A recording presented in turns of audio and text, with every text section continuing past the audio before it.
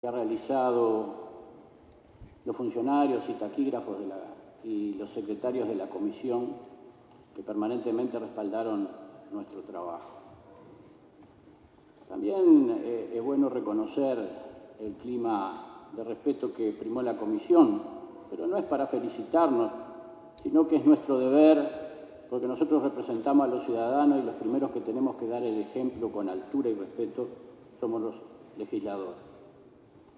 Y en tercer término, agradecerle al Partido Nacional por el respaldo dado a los legisladores que trabajamos en este tema en un equipo mancomunado, al senador Cardoso, que hoy no está presente, pero que realmente en pensamiento y en espíritu lo tenemos acá en el Senado, que ayer estuvimos con él y se está recuperando, al senador Delgado y a todo el equipo que nos acompañó, que está por detrás de este trabajo que hicimos seriamente, tratando de llevar adelante lo que es nuestra obligación y nuestra labor como legisladores y como parlamentarios. El trabajo con seriedad en una comisión investigadora que el Partido Nacional pidió y que el Parlamento votó después de mucho tiempo de negarse a votar comisiones investigadoras del partido de gobierno. Por lo tanto, agradecerle a ese equipo que muchas veces está por detrás de los legisladores y que, en definitiva, sin ellos, nosotros prácticamente no podemos cumplir con nuestra labor.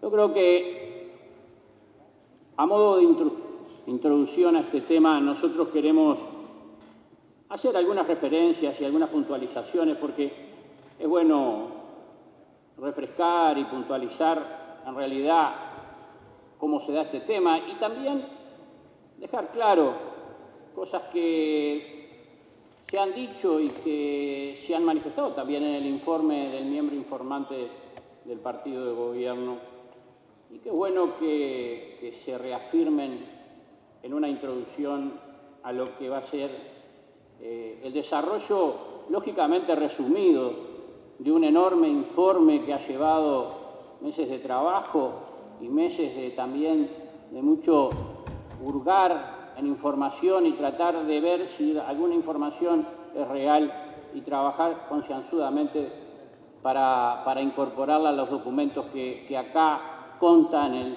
informe del Partido Nacional. El presente informe se apoya en dos pilares fundamentales que tienen los legisladores, sobre todo en materia de investigación: los pesos y los contrapesos que tienen que ver con el Parlamento y las autoridades que manejan el Ejecutivo o las empresas públicas, amparados en el artículo 120 de la Constitución y la Ley de Comisiones Investigadoras, la 16.698. Ambos instrumentos fueron hechos para las garantías que en el ejercicio que los ciudadanos delegan a sus gobernantes son susceptibles de ser controlados. Ahí está el pilar fundamental, estas dos bases de este voluminoso informe que el Partido Nacional presenta al Senado de la República y a todo el pueblo uruguayo y a los ciudadanos, porque en definitiva las empresas públicas y los dineros públicos son de todos los ciudadanos. El doctor Washington Beltrán ya decía en el año 17, en la Constituyente del año 17, investigación, saber lo que ocurre en la administración del país. El doctor Justino Jiménez de Amecha hablaba de las investigadoras en las cámaras. Abro paréntesis. Puede realizarse eficazmente su funcionamiento en control administrativo y político sin perjuicio de su funcionamiento legislativo. Ya el doctor José Corseñac es compañero de este Parlamento y constitucionalista y abogado. Claramente hablaba en su libro Las comisiones investigadoras, y abro paréntesis, en cuanto a las comisiones de investigación tienen como motivo la presunción de irregularidades de cierta gravedad. El pedido del Partido Nacional tiene la presunción de irregularidades de determinada gravedad. Por eso es que pedimos la comisión investigadora. Y en esa línea pedimos la comisión investigadora, por presunción. Nosotros en el transcurso de la investigación, lógicamente, que es primero una presunción, como lo dice el doctor Corseñac, y después en el transcurso de la investigación es que surgen los elementos para decir que sí, hay irregularidades, ilicitudes y hechos de corrupción. Y eso lo dejamos claramente y lo vamos a expresar en el informe.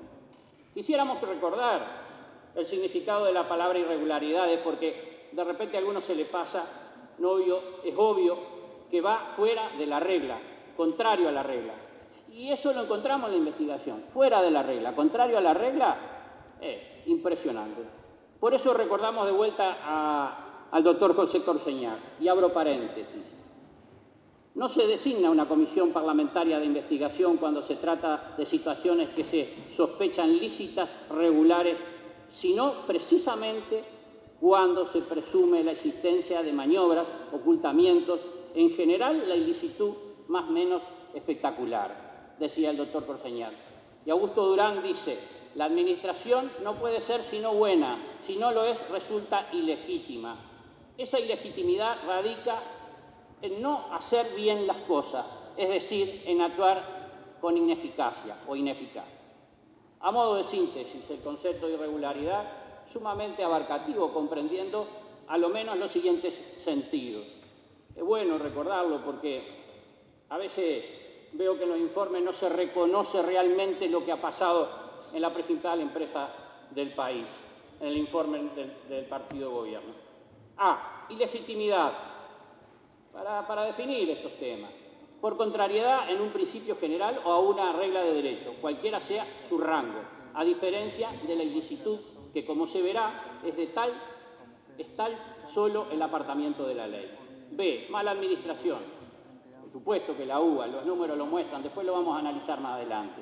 Es decir, apartamento de proceder eficiente o ineficiente o acorde al principio de buena administración recogido por nuestra Constitución, el cual es también un deber de la administración y un derecho de los ciudadanos.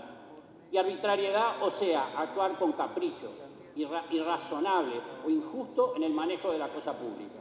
Y con capricho, por favor, después lo veremos, en determinadas decisiones que se tomaron, haciendo uso y abuso de lo que marca la ley orgánica interna, el presidente del ente y los presidentes del ente. En tercer lugar, la noción de ilicitud es claramente más restrictiva que la irregularidad, ya connota solo la contrariedad a la ley. Recordamos que quienes gobiernan los poderes del Estado lo hacen en su condición de autoridad, en función del crédito que se reconoce a una persona o institución por su legitimidad o por su calidad de competencia en alguna materia. Esto es traído de la Real Academia, no lo inventé yo, por supuesto. Abrí paréntesis ahí. Por tanto, es principio básico del sistema público de gobierno, la responsabilidad política de quienes asumen funciones de gobierno, condición que obliga a la rendición pública de cuentas y a la transparencia en la gestión y la conducción de los asuntos públicos. Los parlamentos también son corresponsables de la decisión sobre políticas públicas, habida cuenta de que el control parlamentario constituye, sin ninguna duda, una de las funciones que incide en el ejercicio del poder de un Estado democrático. Y abro paréntesis para referirme a Ramírez de León en el control parlamentario y el diseño de las políticas públicas. Dice, el control parlamentario, al combinarse con la pluralidad política representada en las asambleas, le otorga al Poder Legislativo la posibilidad de cogobernar al país. Lógicamente nosotros somos cogobernantes, siendo oposición y los que son gobierno. Efectivamente, es el Parlamento donde está expresada cabalmente la representación política de la sociedad, lo que convierte a una institución de carácter colectivo, deliberativo, con legitimidad y capacidad de legislación y de control del Ejecutivo. También refiriéndome a Ramírez de León. En ejercicio de esa responsabilidad, el Partido Nacional, a través del senador Álvaro Delgado, solicitó formalmente la conformación de una comisión investigadora sobre la situación de ANCAP y todas sus empresas, o el grupo económico ANCAP, porque en definitiva veo que se le llama grupo económico al viejo estilo del neoliberalismo de la década del 90. Basándose en un extenso documento que consta de 12 capítulos debidamente fundamentados.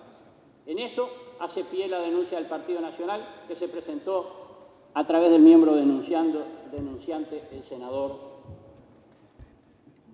Álvaro Delgado. en cuyo curso ratificó los términos de su moción relacionados con los siguientes temas. Y voy a mencionar los capítulos para recordar, más allá que todos los legisladores lo tienen arriba de la mesa, pero bueno, que conste en acta.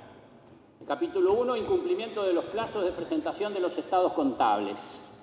Bueno, acá ya el miembro informante del gobierno reconoció que no era regular. Hay que recordar que del 79 al 2002 no había una norma que obligara, ¿no?, que desde el 2002 en adelante. Eso es bueno recordarlo. El propio directorio aceptó esa irregularidad y dijo que estaba tratando de corregirla.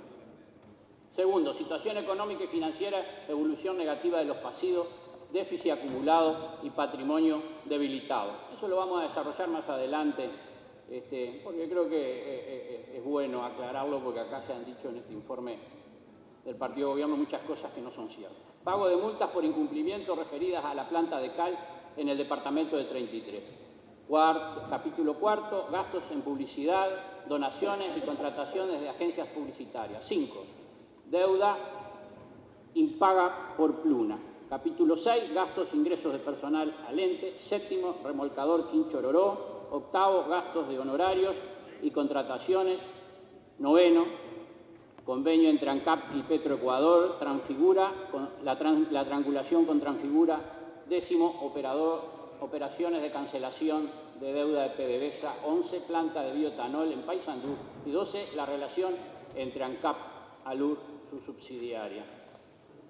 Desde ya expresamos que el presente informe abordaremos nuevos capítulos que surgieron de la investigación, que están en el capítulo 13, 14, 15 de este informe.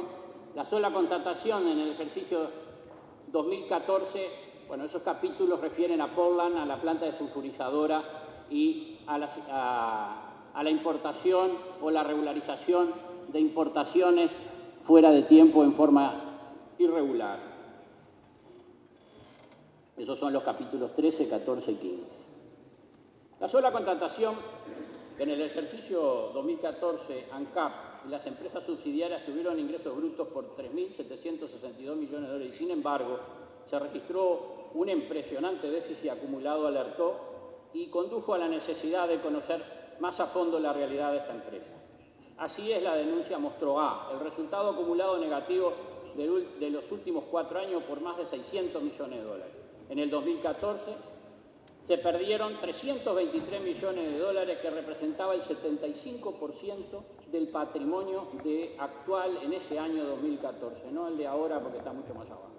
La pérdida fueron de 169 millones de dólares en el 2013, que lo mencionamos acá en una interpelación en la permanente que hicimos con el diputado Abdala al ministro en aquel momento del tiempo, de la época de industria.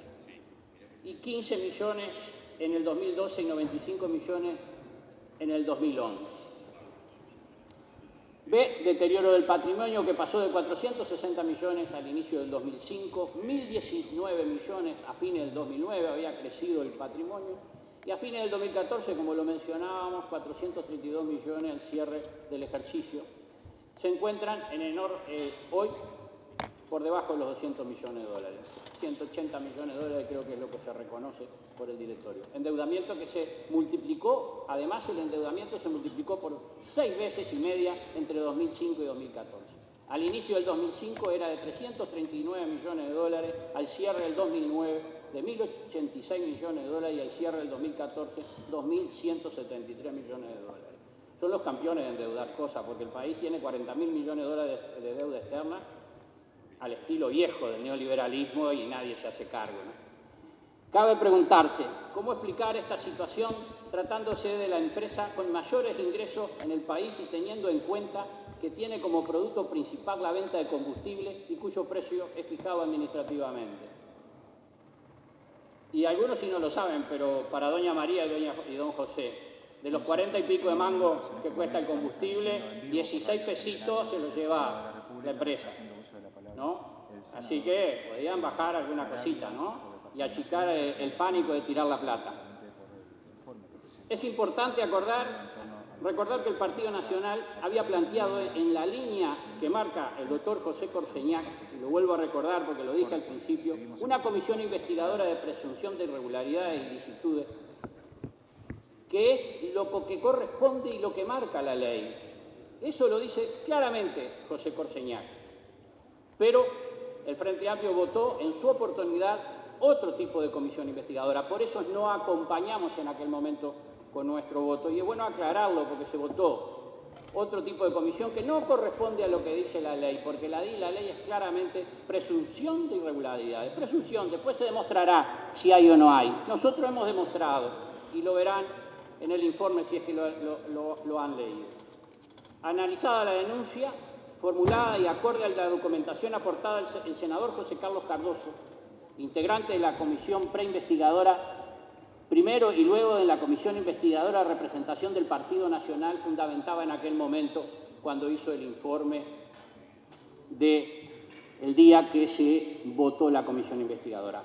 La entidad de la denuncia está dada principalmente por, decía el senador Cardoso, compleja situación económica financiera del ente que se entiende es consecuencia en muy buena medida de situaciones irregulares que se han observado en la gestión y que se han expuesto ante la comisión, como por ejemplo la presentación tardía de los estados contables, etc. La seriedad de la denuncia se confirma con los documentos presentados sobre cada uno de los aspectos que dieron mérito a esta comisión. La denuncia del senador Delgado fue acompañada por una serie de anexos que confirmaban todo lo que se estaba diciendo.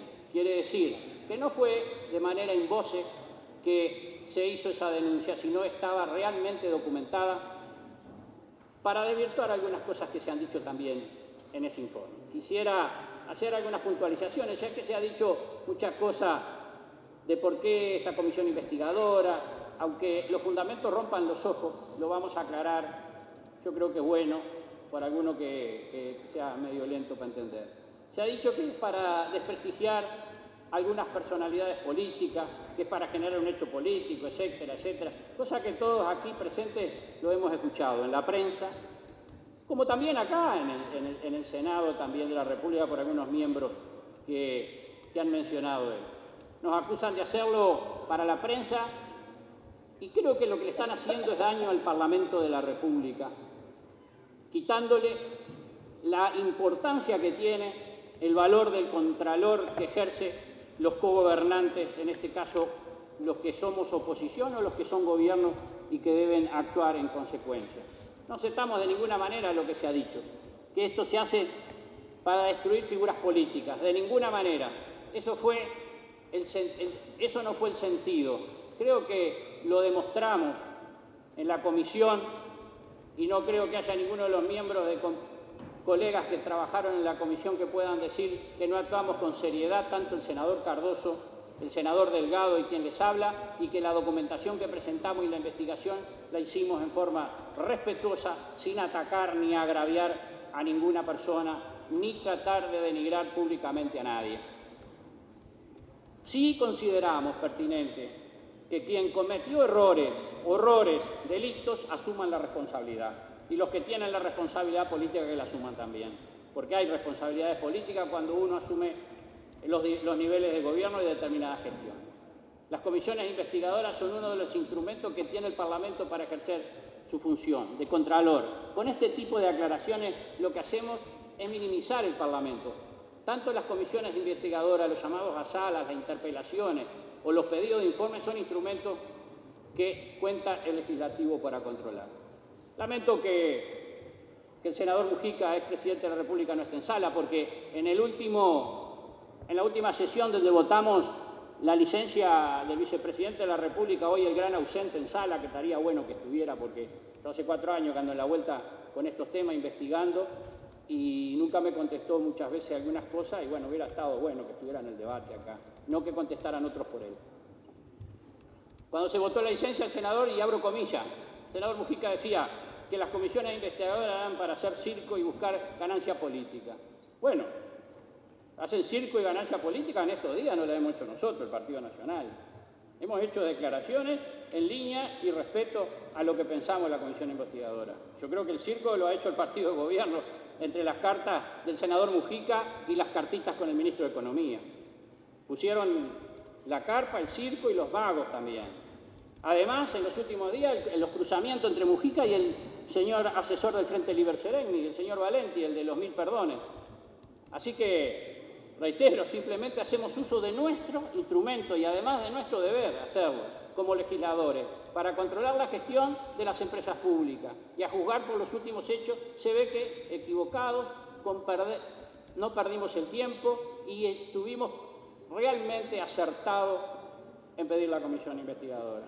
El propio gobierno ha tomado medidas, una capitalización de 622 millones de capitalización. Perdonar la deuda de la plata que le pagaron a PDVSA, en realidad no es una capitalización, es perdonarle la deuda de lo que Renta General sacó para pagar. Ahora sería bueno preguntar, ¿qué hicieron con la plata, los 16 pesos de diferencia que tiene el costo del combustible en estos años con toda la plata y los beneficios que generó el crédito de PDVSA? Sería bueno, a ver dónde fue a parar esa guita, ¿no? Porque no aparece mucho tampoco claro en el tema de las inversiones, porque el propio ministro Astori dice que no se recapitalizó las empresas como se recapitalizaron otras empresas. Entonces, yo creo que el propio gobierno tomó medidas, o sea, reconoce con la recapitalización y el intento de remover a algunos jerarcas. Creo que al presidente le está faltando un poco de autoridad, de remover en serio, accionó. Entonces, yo creo que tan equivocado no estábamos. Ahora, los resultados de los 600 millones de dólares más los 250 millones de créditos, ya les adelanto que marchan en 3 años, como va la succión que hace el etanol, el biodiesel, el Portland, que son unos 200 palitos por año. Se produce circo mediático cuando los objetivos, por favor, son menores, señor Mujica. Nosotros no perseguimos objetivos menores ni de atacar a ninguna persona pública. Por lo tanto, y lo aludo, sí, lo estoy aludiendo, claramente. No es que le haga señal a la presidenta para que no diga que la adula. Después, si quiere contestarme, que me conteste. Además, quisiera recordar palabras del senador Luis Alberto Heber. Nosotros pedimos comisiones investigadoras de Pluna. El Frente se negó a votarla. Dijo que no había delito, terminaron en cana. Se pidió comisión investigadora por la Administración de Servicios de Salud del Estado, ACE, y se negó. Fuimos a la justicia y bueno, algunos terminaron en cana, presos, ¿no? El partido de gobierno no puede seguir diciendo de ninguna manera que no hubo irregularidades inadmisibles. No puede mentirle así a la gente descaradamente. Hay que reconocer, hay que hacer autocrítica. Si se quiere preguntarse por qué en definitiva estas irregularidades no se reconocen, más allá que las ilicitudes las demostrará la justicia. ¿Qué tengamos que perder tantos millones de dólares en estos brutales desatinos del manejo de las empresas públicas? ¿Para qué tanta negación? ¿Por qué no puede admitirse nada? ¿Se entiende más allá de la fuerza política, que es más importante la fuerza política que el país y la gente, para reconocer errores y hacer una autocrítica? Yo creo que no hubiera estado mal también que nuestro colega, el señor vicepresidente de la República, en vez de estar leyendo libros allá por Cuba, estuviera acá en este debate. Me gustaría que hubiera bajado a discutir algunos temas que le pregunté mucho tiempo atrás en una comisión de industria y no me supo contestar. Sobre todo los negocios de la luz. Capaz que algún senador dice algo. Declaraciones en la propia investigadora, que tampoco me quedó claro, que dice que tiene contradicciones con algunos de los jerarcas que se presentaron a la comisión. Y yo creo que es una figura trascendente, vicepresidente de la República, muchas veces presidente en ejercicio de funciones, presidente de ANCA, ministro de Industria, conjuntamente con el actual intendente de Montevideo, el ingeniero Daniel Martínez. Yo creo que esas cosas son buenas, que tuviera estado acá, porque además nos hubiéramos sacado la duda y él yo creo que hubiera querido aclarar algunos temas, me parece a mí, ¿no? Por supuesto, porque cada uno cuando asume una responsabilidad, en ser autoridad, es responsable de sus hechos. También me gustaría hacer mención siendo estos los funcionarios públicos que no concurrieron a la comisión. Yo, si ven, al principio no agradecía al directorio de ANCAP. Quizás al directorio por la presencia y venir muchos días habrá que agradecerle. No le agradezco porque no cumplió con la ley orgánica de ANCAP de obligar a los funcionarios públicos que no quisieron venir, gerentes importantes, a venir a la comisión, que no hubiera facilitado el trabajo. Entonces a uno le queda la sensación, ¿y esta gente no vino porque tenía algo que ocultar? ¿Qué le pasó?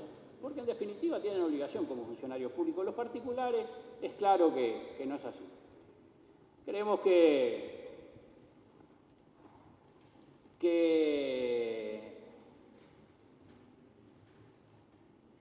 clasificar lo actuado y precisar los resultados obtenidos cuanto antes es una deuda de transparencia con la sociedad en su conjunto, propietaria final del dinero en juego. Y esto está entre paréntesis, y lo digo porque está entre paréntesis porque esto es una afirmación que corresponde al senador Enrique Rubio al finalizar la moción de creación de una comisión investigadora sobre ANCAP, que está en el repartido 435, si aquí alguno lo quiere leer, del Senado, abril del 2002, y que hacemos nuestra por lo sorprendente de la vigencia que tiene en el caso cuando fundamentamos la necesidad de la comisión. Lo repito, creemos que clasificar lo actuado y precisar los resultados obtenidos cuanto antes es una deuda de transparencia con la sociedad en su conjunto, propietaria final del dinero en juego. Hago mía las palabras del ex colega y compañero del Senado, Enrique Rubio. Y si el Senado, que también concurrió a la comisión, y si el senador Rubio, en momentos que el FA promovió la creación de una investigadora, sostuvo, y abro paréntesis, el panorama es bastante opaco y alguien debe hacerse responsable. Por eso queremos dar estado parlamentario en el Senado, para sacar algunas conclusiones políticas. Sorprende que hoy, ante una situación notoriamente opaca, no se reconozca y encima se quiera diluir lo que son reales situaciones que surgieron de la investigación de la comisión. Al menos reclamamos coherencia. Por lo que se dijo en el pasado, y lo dice el senador Rubio, y lo que se está diciendo. En su momento el senador Delgado, en su calidad de denunciante, afirmó, acorde a la documentación presentada, que la situación económica financiera del ente requiere la adopción de medidas urgentes que permiten corregir el rumbo. A juzgar por las últimas medidas, y yo lo mencioné hace un momento, bueno, por lo menos se contribuyó a la alerta y que el gobierno tomara algunas medidas para tratar de corregir ese rumbo. Las denuncias y la evidencia surgida de la investigación revelan que se estaba ante una situación que exige responsabilidad política. Volviendo a citar a Rubio, que en aquella oportunidad dice, el balance del negocio ha sido muy malo y alguien es el responsable por ineptitud, omisión o delito.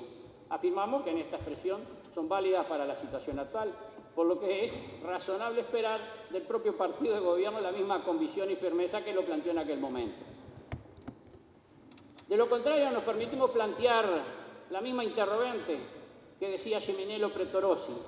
¿Vive el Estado democrático de presuntos que ya no es, de presupuestos que ya no es capaz de garantizar?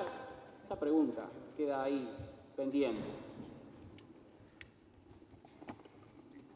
En este sentido, y acá hay una responsabilidad política del conjunto del Frente Amplio, no solo de los administradores del ente público y sus subsidiarias en estos años, sino del propio partido político, del control, sobre todo del propio Poder Ejecutivo, que no consideró inconveniente o ilegal la gestión del ente por intereses políticos electorales, me pregunto yo. ¿Cómo se explica las advertencias del ex ministro de Economía y del actual ministro de Economía?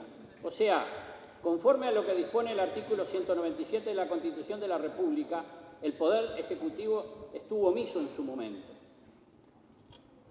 Como bien expresa el doctor Casinelli Muñoz, ya que se mencionó por acá, referido al control del Poder Ejecutivo a los entes, no es un control de legitimidad solamente, sino que incluye también el mérito, esto es, la conveniencia, la oportunidad, la política seguida por el ente autónomo. Cierro comillas.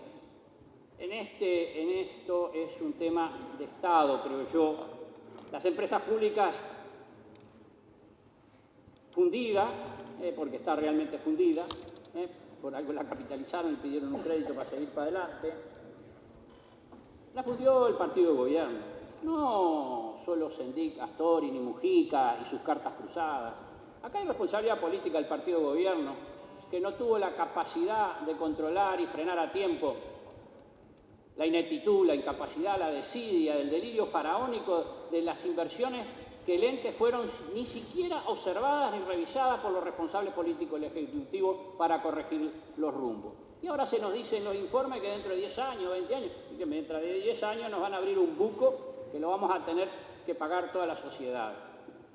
En un escenario económico de particularidad, de una década de crecimiento económico extraordinario. No se conocía, por favor, muchachos, hay que hacer autocrítica, no se conocía desde la década del 20 una explosión económica con un crecimiento como tuvo el Uruguay en estos últimos 10 años, y la principal empresa pública que fija los combustibles y dirige los precios y gana casi el 50% está quebrada, porque tiene un capital que no alcanza 200 millones de dólares y debe más de 2.000 millones de dólares. Por favor, cualquier empresa en el mundo se desploma si no fuera que ahí le metieron un palante en la espalda.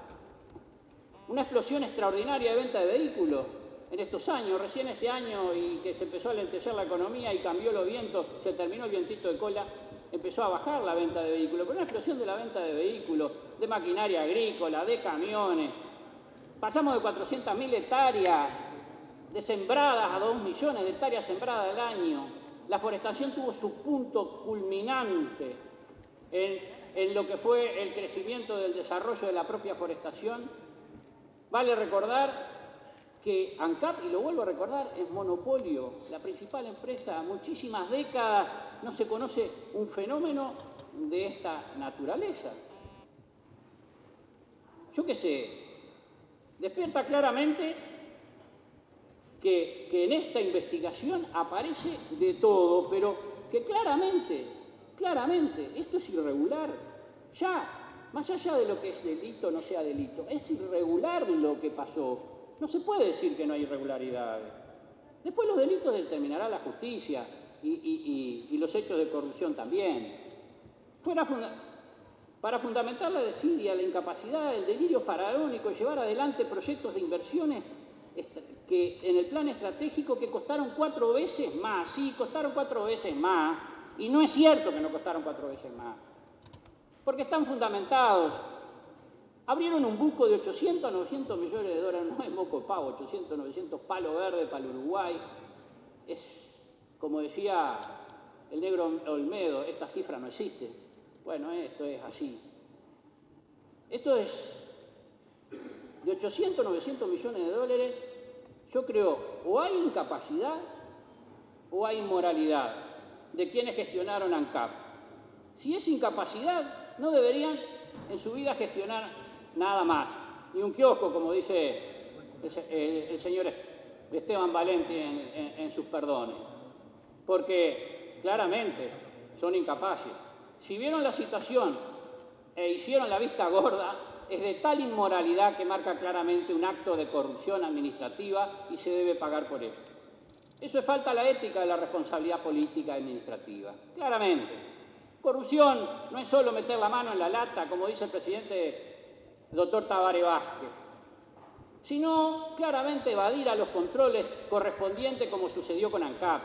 En este tiempo, con todos los negocios que fueron derivados a sus colaterales, claros ejemplos de los negocios de Alur, los negocios de Cemento de Plata, como el negocio de la CAR, la planta de etanol, todas esas inversiones que fueron derivadas por sus colaterales y algunas nietas que ni siquiera de las hijas fueron registradas, al sustraerse de todos esos negocios en actuación de los controles del Tribunal de Cuentas, violando el artículo 211 y su siguiente de la Constitución y el 228 de la Constitución. Claro vaciamiento a favor de una sociedad anónima, fugas regulatorias, fugas organizativas. El vaciamiento de competencias como forma de control traduce corrupción. Y no es solo meter la mano en la lata, y con ello viola la ley anticorrupción 17.060 del 23 de diciembre del 98, en cuanto impone una obra ajustada a prioridad a quien maneja los dineros públicos. Esto es el fundamento claro y contundente que hemos presentado desde el Partido Nacional, y que no veo que se rebata porque está en el informe que nos trae acá el miembro informante. En mayoría no, porque todos tenemos tiempos iguales, pero por decir de la mayoría del gobierno. Pero vamos al capítulo que ha desarrollado también el miembro informante, la situación económica financiera del ente. Yo creo que es un capítulo importante, más allá de todos los otros, pues es un capítulo político. Y es el capítulo que generó las contradicciones en la fuerza política. Porque quien se rajaba las investiduras de los paladines y de los defensores de las empresas públicas utilizaron las colaterales para privatizar todo y terminar beneficiando a grandes corporaciones transnacionales que terminaron ganando el doble en las inversiones, como fue la planta de etanol. En las empresas públicas monopólicas grandes del país, condenada a muerte, la más grande. Y la oposición no fue la que la condenó a muerte. La condenó el partido de gobierno con esta gestión que ha llevado adelante a través del manejo de la situación financiera. Y sigue en manos de los mismos. Bueno, ahí el presidente de la República capaz que pega un guadañazo y acomoda la marcha del carro y le podemos dar una mano, si él quiere, porque últimamente está medio soberbio y no acepta muchas críticas. Ahora el gobierno sale al rescate. ¿Cómo lo hace? Capitalizando ANCAP. ¿Cómo se capitaliza?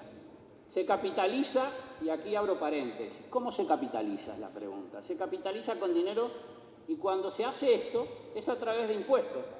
Toda vez que hay una capitalización, algo en la administración con recursos de los ciudadanos. Cierro paréntesis. Yo creo que los que leyeron las actas saben a quién corresponde esta expresión, ¿no? Según las expresiones del ex ministro de Economía y Finanzas, Fernando Lorenzo, en oportunidad de su comparecencia a la comisión investigadora el 21 de octubre del 2015. Se capitaliza con impuestos. Y así fue el tarifazo, para poder bancar el choclo. Porque si no, las promesas electorales que se pusieron en el presupuesto van a tener que ser rebajadas en la rendición de cuentas, o cabe dos cosas en la rendición de cuentas. O meten otro ajuste fiscal para bancar lo que dijeron en la campaña electoral, o van a tener que sacar las promesas de campaña. Porque este buco de 900 millones hay que bancarlo. Y eso se banca, como dice el economista Lorenzo, que es muy sólido y que hay que reconocerle que haya venido a la comisión y su honestidad intelectual para decir las cosas como se deben decir. Eso hay que reconocerlo y dejarlo en alto. La situación de acá es sumamente complicada y lo peor que se haya visto en ninguna empresa en el Uruguay, pública o privada. Basta con señalar esto, que hace 3 años tenía un patrimonio de más de $1.000 millones, 1.100 y algo lo mencionamos, y cerramos el 2015 con menos de 200 palos verdes. Salvo algún muy breve objeción, y ahí discrepo con los informes que se han dicho, acá el directorio, en la concurrencia del directorio de la comisión investigadora, todas las comparecencias confirmaron el desastroso estado de la situación. No pudieron levantar el finado que estaba gediendo. Nadie defendió la estrategia del endeudamiento. Es más, todo fue confirmado. Cada uno de los testigos privilegiados que concurrieron a la comisión o bien atendieron a defenderse parte de su actuación o bien asignarle culpa a algún otro o algún hecho fortuito en el control de las empresas. A los hechos me remito. Según declaraciones del ministro de la época, economista Lorenzo, ANCAP tenía una política de gastos que trascendía la posibilidad de la empresa y que además se había perdido por parte del Poder Ejecutivo capacidad para observar el gasto en los entes. Se había perdido la capacidad. Quiere decir que el Poder Ejecutivo no estaba cumpliendo con la Constitución de controlar como corresponde a sus empresas públicas. Eso lo dice Lorenzo, no lo digo yo. Entonces, las contradicciones, el circo no pertenecen a lo que acá, el circo, las contradicciones o las discusiones en esta materia están dentro de la discusión que tiene el propio partido de gobierno. y que no la ha laudado, ni tampoco está laudado en el informe. Sin embargo, el exministro Kleiberman, porque aquí vamos a ver las contradicciones que surgieron en la comisión investigadora con este tema de este capítulo, que para mí es un capítulo político muy importante porque se habló de ideología. La verdad que al viejo estilo del neoliberalismo, ANCAP marchó. Sin embargo, el exministro Kleiberman afirmó ante la comisión investigadora claramente para nosotros hubo un acuerdo acerca de que el plan estratégico a seguir, a partir del cual las inversiones se realizaron en ese sentido. Eso dice el ministro Kleiberman. Discrepancia esta difícil de entender porque se supone que ambos ministros compartían semanalmente las reuniones del Consejo de Ministros con el presidente de la República, José Mujica, en aquel momento. Respecto a la pregunta de si el gobierno había perdido capacidad de control, el exministro Kleiberman sostuvo textualmente: la respuesta que doy a esta pregunta es que no. ¿Cómo? Lorenzo decía que sí, el ministro Kleiberman decía que no. Que a mi juicio es muy claro que la empresa siguió una estrategia que, con discusiones como siempre hay, en líneas generales respondía a la de negocios que se había planteado para ella desde el principio. Otro de los aspectos centrales de esta situación es el nivel de endeudamiento. Dijo Astori en la comisión: en materia de planificación de inversiones no hubo diferencia. Estuvimos de acuerdo. Afirmación esta que coincide con el exministro del Ministerio de Industria, el señor ingeniero Kleiberman, creo que es ingeniero, sí, quien afirmó: en el caso de la estrategia de ANCAP, en general, el Ministerio de Industria siempre estuvo informado. Y aclaró que se refería a la estrategia, no al día a día operativo, pues eso es algo que las empresas van resolviendo, excepto que surjan problemas mayores como operativos, paros, etc. Y el ministro debe intervenir si hay algún problema de desabastecimiento. Sin embargo, Astori agregó: sí tuvimos diferencias en la aplicación del programa financiero, y eso fue planteado críticamente en el Consejo de Ministros. Aquí se advierte notoriamente las contradicciones, porque está claro que aunque el ministro de Industria estuviera enterado de la gestión, de la gestión diaria de ANCAP, de la información, si tuvo elementos para intervenir a partir de lo que ventilaba el Consejo de Ministros, por lo menos los ministros, el ministro de Economía que venía diciendo que decía estas cosas, hubo elementos como para intervenir y redimensionar el tema de las inversiones y los costos y los gastos operativos que tenía la empresa. Esto de por sí configura una grave impericia en la administración de los bienes del Estado. Yo creo que, y eso va en relación a lo que decía anteriormente, a lo que decía Enrique Rubio, porque una grave impericia en la administración de los bienes del Estado, lo dijo Enrique Rubio cuando en el 2002 planteaba el tema de la investigadora, de la que participó no solamente el directorio de ANCAP, sino también el Ministerio de Economía y Finanzas, el Ministerio de Industria y Energía y el propio presidente de la República, que por omisión, pues claro que estaba al tanto de esta situación. Y, lógicamente, si se discutía en el Consejo de Ministros. Por lo tanto, eludir responsabilidades, tapar el sol con la mano, porque no hay que olvidarse también que el señor Martínez, el señor Sendí, fueron directores de ANCAP, pero también fueron ministros de Industria, por lo tanto debían conocer la situación, igual que lo que dice y advierte Lorenzo, o lo que advierte el actual ministro de Economía, en aquel momento vicepresidente de la República. Respecto al manejo del endeudamiento, al manejo de las finanzas, al manejo del plan de inversión. Respecto a la advertencia del Ministerio de Economía y Finanzas, planteó en el Consejo de Ministros, en relación a los desacoples, la ejecución, Astori afirmó que no tuvieron éxito. Vicepresidente de la República y ministro de Economía no tuvo éxito. Parece que los desacoples estaban bien. Se miró para el lado, se hizo la vista gorda.